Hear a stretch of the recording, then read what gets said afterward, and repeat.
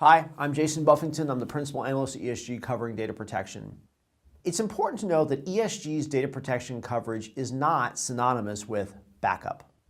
Instead, we look at the spectrum of activities and strategies that include backup, snapshots, replication, and also include availability technologies along with BCDR outcomes, and archival technologies with regulatory compliance and long-term retention outcomes.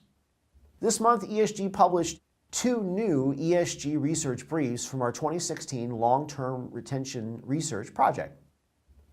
Long-term retention drivers and trends discusses what's driving archival strategy today. Yes, regulatory compliance tops the list of reasons to archive data, but nearly as many folks see benefit from removing stagnant data from primary storage. Others recognize how end users are enabled by better access to data, since most archival solutions actually have better catalogs and search than even primary storage. Litigation preparedness was also cited, as was improving recovery speed and better backup windows, which come from not having to deal with that stagnant data listed earlier. I think it's really important to consider because too many organizations presume that backup is a must-have, but archiving is somehow a nice-to-have. Backup is a must-have, but for most organizations, so is archiving. Backup really only has one primary job: provide previous versions because of the inevitability that bad things will happen. Archiving, on the other hand, can benefit several different parts of the org, thereby unlocking far greater ROI to the organization. And from a funding perspective, you could essentially 10-cup or group fund archiving. Think about that. The research brief also looked at recognizing the benefits and also identified the challenges by those organizations that are already using archival solutions today.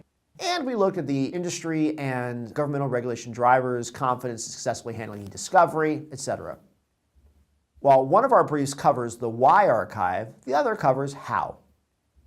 Archival solution characteristics looks at the usage patterns for modern archival solutions among those organizations using them today.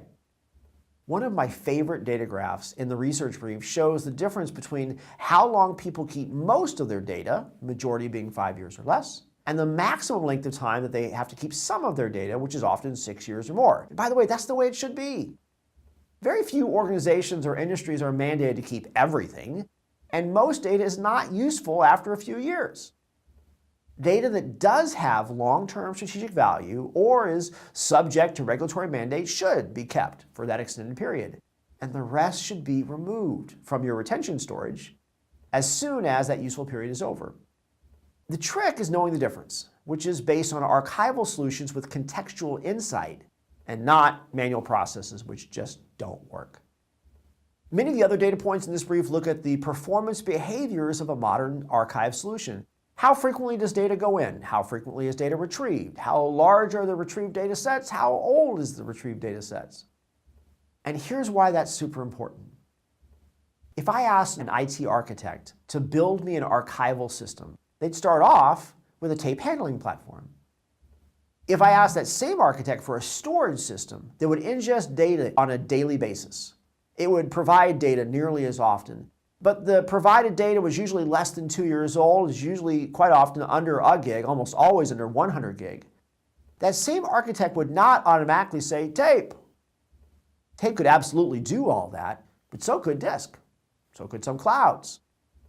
We saw that same phenomenon in our 2014 archive and backup convergence research, so we revisited a few of those topics again. And look, I love tape, particularly for long-term retention and anything regulatory. But it's important that we don't presume that backups go to disk and archives go to tape, because it isn't that simple on either front. And that's the point of this research to reveal.